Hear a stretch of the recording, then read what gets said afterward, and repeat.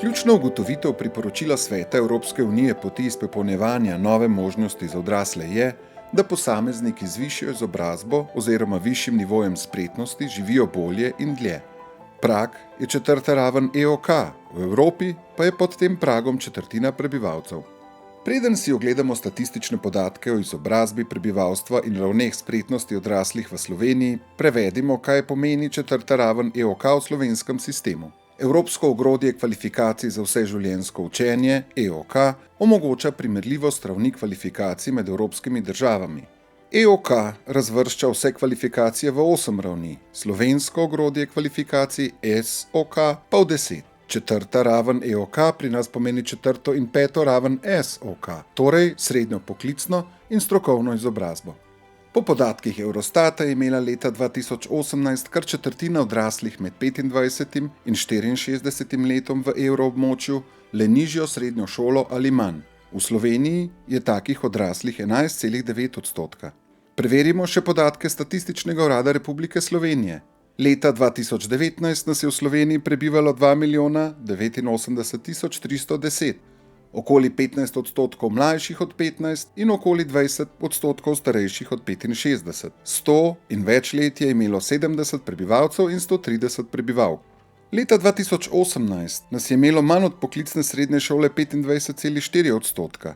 Če pa upoštevamo le starostno skupino med 25 in 64, potem je nizko izobraženih pri nas 10,5%. Skoraj 40% najmanj izobraženih je upokojenih, v 10 letih pa se jih bo upokojilo še več kot 15%. Delež najmanj izobraženih med aktivnim prebivalstvom se bo v prihodnjih letih manjšal.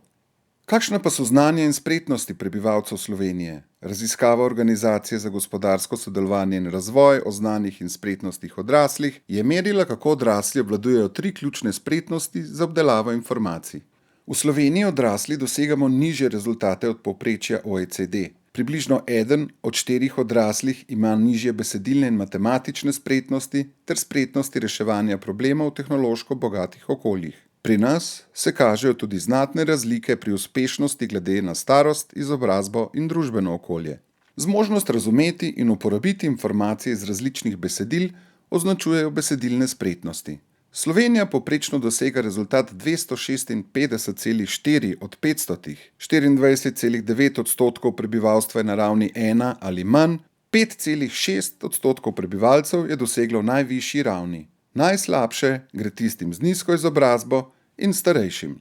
Zmožnost uporabiti, interpretirati in posredovati matematične informacije označujejo matematične spretnosti. Slovenija povprečno dosega rezultat 257,6 od 500, 25,8% nas je na ravni 1 ali manj, 8,6% prebivalcev pa je doseglo najvišji ravni. Zopet so se najslabše odrezali nizko izobraženi in starejši. Zmožnost najti, izbrati, ovrednotiti in uporabiti informacije s pomočjo računalnika za reševanje problemov označuje reševanje problemov v tehnološko bogatih okoljih.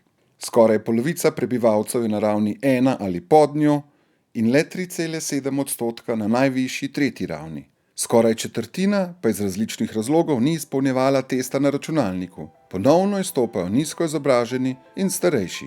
Višje ravni spretnosti imajo tudi v Sloveniji pozitiven vpliv na vključenost v delovno silo in višino plačila ter druge dejavnike, kot so na primer zaupanje drugim, politična učinkovitost, prostovoljno delo in lastna ocena zdravja. Why did we think adult learning was important for Slovenia? We knew from the PIAAC results that there were approximately 400,000 adults with low levels of literacy and numeracy skills in Slovenia.